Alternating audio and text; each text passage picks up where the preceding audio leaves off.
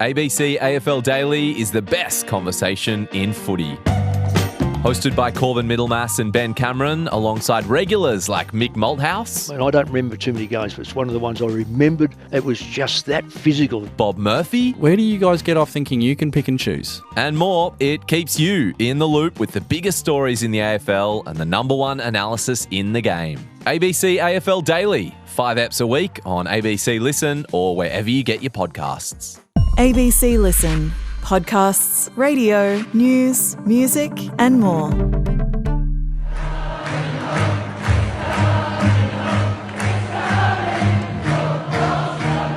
The whole football is coming home thing. We're beyond a joke at this point, aren't we? 60 years England has waited for a major men's title. 6 decades. You know what though? The World Cup is just more fun when the three lions are roaring and relevant. They went oh so close under Gareth Southgate. Now, England enter a World Cup with a German manager and a squad spearheaded by stars like Harry Kane, Jude Bellingham, Bukayo Saka. How will they cope with the metaphorical heat? What about the actual heat for that matter? They looked burned in the training camp. Today we are going deep on England. We'll also touch on some big stories regarding Iran and Cape Verde. I'm Patrick Stack. This is ABC Sport Daily World Cup Special. Izzy Christiansen is a former England Lioness. These days she's coaching at Manchester City and delivering razor-sharp analysis for Sky Sports in the UK. Izzy, welcome. There's something intoxicating about an English World Cup campaign, and I want to be thoughtful about this squad and their chances, but I want to feel the emotion too. Can you maybe begin by describing the way England is interacting with this team? What's the central emotion, if you had to tap into English fandom, that you're seeing?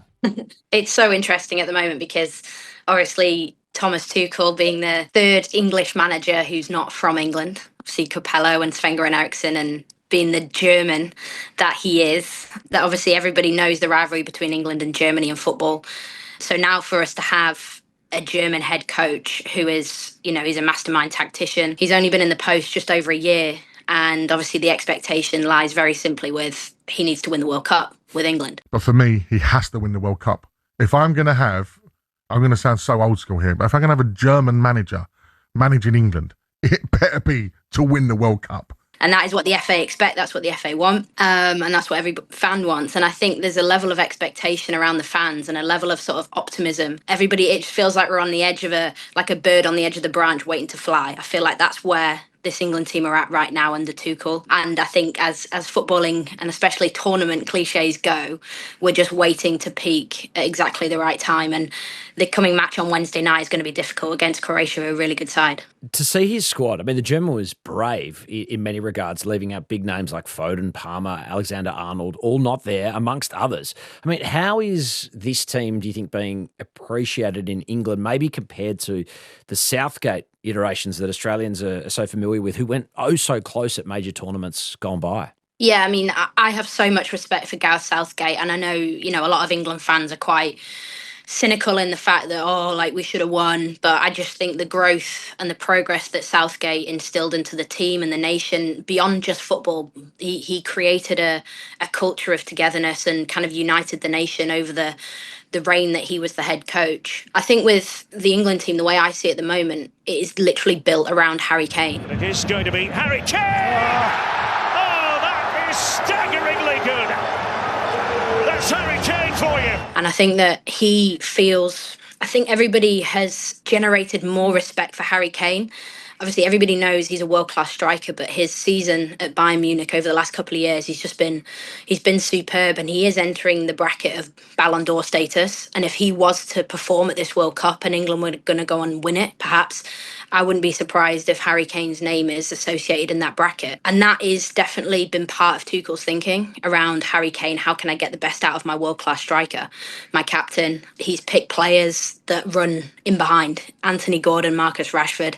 And that's why Foden, that's why Cole Palmer are not there, because they're players that are like ball magnets. They want to come to the ball, they want to play, drop deep, link play, typical kind of, both of them have played under Guardiola in Cole Palmer and Foden. So that's the kind of style we're seeing the change. And genuinely, I think if I could put a pin on how England are going to play it, how can England get runners off Harry Kane and be dynamic in the way that they attack? I love that you're driving into Kane, coming off this insane season, arguably the best player on earth right now. We've seen him labour at major tournaments. We've seen him shine at major tournaments. Do you feel as though this one has destiny written all over it for a guy who has been able to ply his trade at Bayern Munich away from the intensity of the Premier League this year?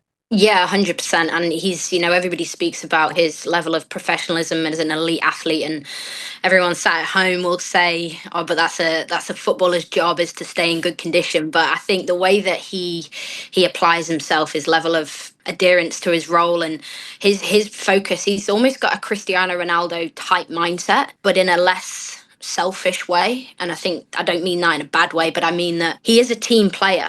But he's a team player that has a huge level of expectation from his teammates to say, give me the ball. You give the ball to Harry Kane inside the 6-yard box, he will score.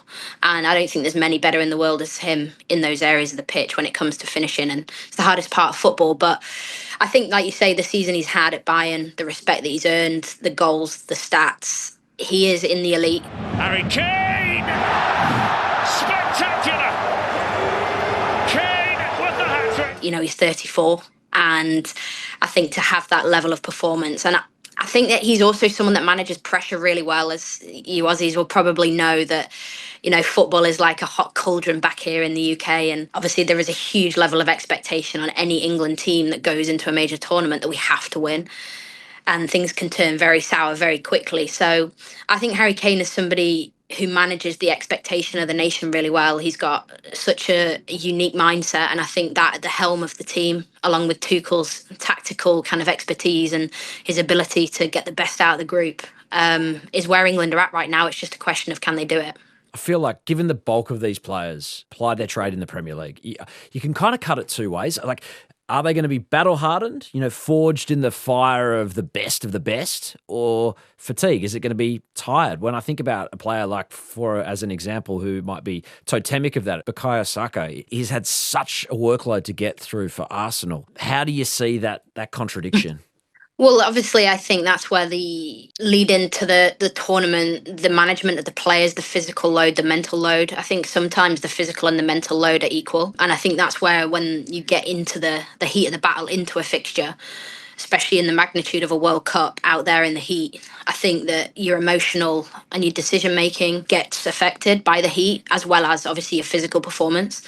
So that's on the managers and the coaching staff to understand and view it. I mean, there's so many eyes from every camp now on performance. You've got live data coming in, GPS data. There's so many kind of facts you can tap into during a live game that mean that you could alter things if you need to throughout the fixture. And like you say, players like Bukayo Saka, he's probably not 100% fit, and we've seen that, and that's been openly admitted to. Between Mikel and Arsenal medical team and Thomas and the England medical team since March, they've managed me amazingly and helped me get back on the pitch and do what I can for the team. And I'm feeling better than I felt in the last few months, and I'm ready to go. When he's come back from injury for Arsenal, playing in Champions League final, winning, the Premier League, he's had such a big season, and no doubt he'll be used. And I think it's going to be the classic that we have so many top players that have been experiencing top Premier League fixtures with such high intensity that this will almost be a test of how can we adapt, because the target on England's back is always there. Everyone wants to completely destroy England when they play them, and they'll tap into anything they can to do that. You touch on the heat. Look, Poms in the sun. That is like a trope in Australia. You appreciate this, I'm sure. But I got to say, seeing Declan Rice and the sunburn that he was sporting after their training camp. When the sunburn went. I think everyone's seen them photos, honestly. Yeah, I was bright red on that photo shoot. My mum was killing me. I've seen that at Bondi Beach in Englishman. You gotta go with me on this one. Is the heat going to be a problem? I'm worried for you. I genuinely, I don't know. It's such a difficult one because the players have been out acclimatizing for a good few weeks now. Sports science, technology, there are so many things that you can help with recovery to make sure you are at your absolute optimum when the whistle blows. And I'm talking about players who are on the pitch and maybe need to stay on the pitch, like Harry Kane. What will his in-game tweaks be? Because he was absolutely, back during the Euros in Germany, England fans were all over him because he wasn't moving much in games, but actually his role was to link play, stand still, and then go and arrive in the box when needed. So I think sometimes that's where I just hope that people don't get on England players' backs to sort of go, maybe they're tweaking their performance, maybe they're adapting to in-game. I think everybody just needs to sit back, trust it, and maybe the heat will be a factor, but the cooling breaks are there, aren't they? So they can keep hydrated. Mate, those hydration breaks, you got to give it to me straight. Like, how are you feeling about the Americans taking, your game and turning it into 4 quarters? Like, we're in sort of a kind of a weird sort of amalgamated sport all of a sudden. Yeah, I can't really deliver my real views on that, but hey, give us a taste. Give us a taste. Let's not go there. But no, I'm not a fan of it at all. I really am not. But I get it. It happens a lot. I mean, I work a lot in the women's game back in England in the WSL, and there's a lot of goalkeeping timeouts that happen. And if you look at the clock when they happen, it's normally about 22 minutes 30 in the first half and then 68 in the second half. So I think that just goes to show that it's part of the game now, and I guess you just have to adapt to it. Yeah, I mean, I guess if you're a pundit for a major media organisation, maybe commercial break's not the end of the world. Maybe a good thing, potentially. Just, I'm not putting words in your mouth, Izzy, but, you might be picking up what I'm putting down. Hey, Jude Bellingham, I feel as though he could be a player, this is a huge take, who could swing the tournament. I mean, obviously, like elite level talent. We know where the ceiling can be. Do you have a sense of which Jude Bellingham we're going to get at this tournament? Well, he's got huge competition, hasn't he, with Morgan Rogers, and I think that's really healthy. You go back to Harry Kane's position, and he doesn't necessarily have somebody who is in line to take his spot. You've got Ollie Watkins, but I think that's a different psychology, and I think that he has to embrace the competition because it's very much speculated in England that, Morgan Rogers could play, and the season he's had at Villa, he absolutely could play. And I think when you've got a manager like Tuchel, he's not afraid to make big calls. And if he believes that Morgan Rogers is the right player to play, he will make that decision regardless of whether we're talking about a big star like Jude Bellingham. And that's what I like about Tuchel. But I think that Bellingham's been really honest. He's been really sort of open about the fact that he's embracing the competition. He obviously wants the badge to do well, not just himself. The guy who scores the goal in the World Cup winning final isn't always the one that you'd bet your house on. So everyone's got to be ready. Everyone's got to feel loved. Everyone's got to feel like they're playing a huge part of the team. And the other thing is, just to enjoy it, enjoy the sessions, enjoy the games, enjoy the suffering when we're suffering in games, enjoy the feeling of having your backs against the wall, and then when you do win, enjoy the feeling of overcoming another country. It's a huge feat. And I think that a little bit like I referred to the whole team of England like a bird on a branch ready to fly, I feel like Bellingham is in the same spot because he is somebody who hasn't necessarily had a big season. He's received a bit of criticism. His teammates have come out and defended him. But there's no denying the level of quality that Jude has. He is an unbelievable footballer. He is a modern number 10. He's physical. He's a ball carrier. He's a goal scorer. He puts the tackles in, and that's what fans want to see. For now, Bellingham driving forward. Oh, ankle breaker for Arnold. Bellingham. Oh, would have been glorious, and it is going to go in for Jude Bellingham. And if Tuchel can find a way to get the best out of him, if you're picking the team and Jude Bellingham's been training well and he looks ready, he's the guy you put in that 10 role for me to work with and around Harry Kane. So let's hope that this is his tournament because he is probably the player in my eyes as close to Harry Kane as that stardom in that England side. First up is Croatia. We know their major tournament bona fides. Football fans will be drawn to evergreen Luka Modric. Again, still getting it done. 40. Oh my God! When you think about the greats of the game that we're going to see on the way out potentially at this World Cup, he's right up among them. How dangerous is that tournament opener to cop Croatia first up? It's so dangerous because if they don't win the game, that brings on the fans, on the backs of the team, the media, everything. I think you don't want to peak too soon. We don't expect the world to change with England's performance against Croatia on Wednesday night. We expect, a dominant, dynamic performance. We want to see sprinklings of what this team can offer. We want to see a result. We want to see those 3 points to settle things down. Because also England being in Group L, they just have to wait the longest to play their first game, which also is a different psychology. So there's so many factors to deal with. But you know what? You can see it. There are so many people around the world. Luka Modric is my favourite player ever, him and Frank Lampard. So to see him playing again, and you can just sort of feel it could potentially happen that Luka Modric plays in midfield for Croatia and he dictates the whole game and they end up snatching a 1-0. You can just see it. It could happen because he has that level of quality. Salamanca's across, and there he is, Luka Modric! This game needed something special.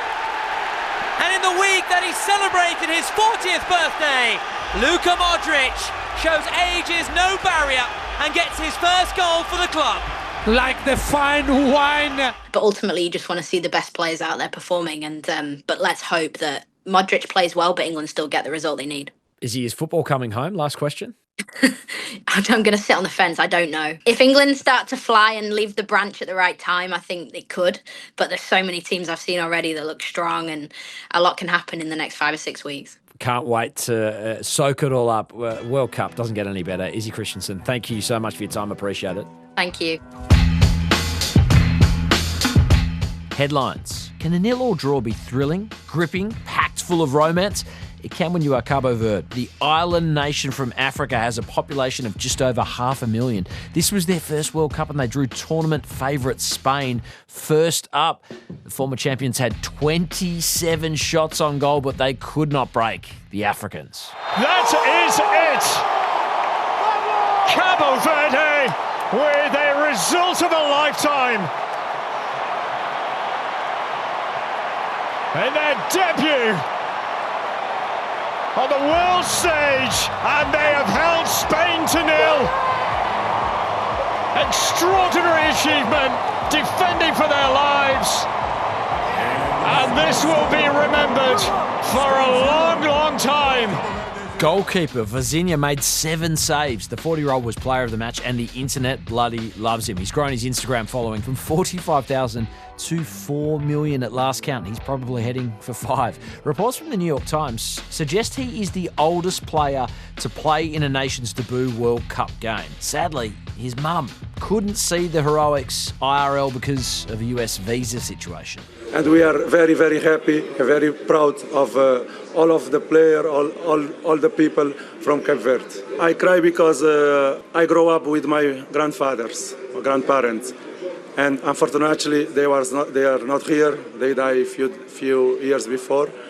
Everything for me. They give everything for me, for my life, and also because my mom, she didn't manage to be here because of the visa.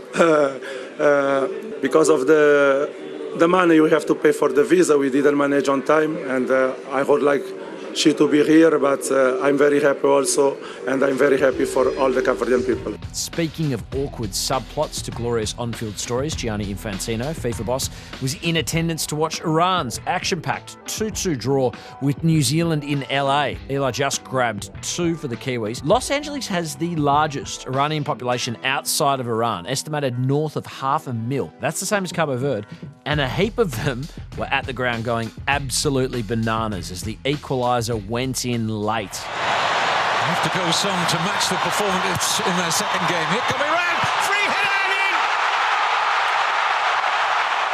in! When you consider Iran has been at war with the country they're playing in, well, I guess you might diplomatically say there are levels to this situation. The US government is actually only allowing the team to be in America for 24-hour windows, so they're FIFO for the tournament out of Mexico. Earlier, Saudi Arabia and Uruguay drew 1-1, while Belgium also drew 1-1 with Egypt. The last time we had 4 draws on the same day of a World Cup, that was 68 years ago.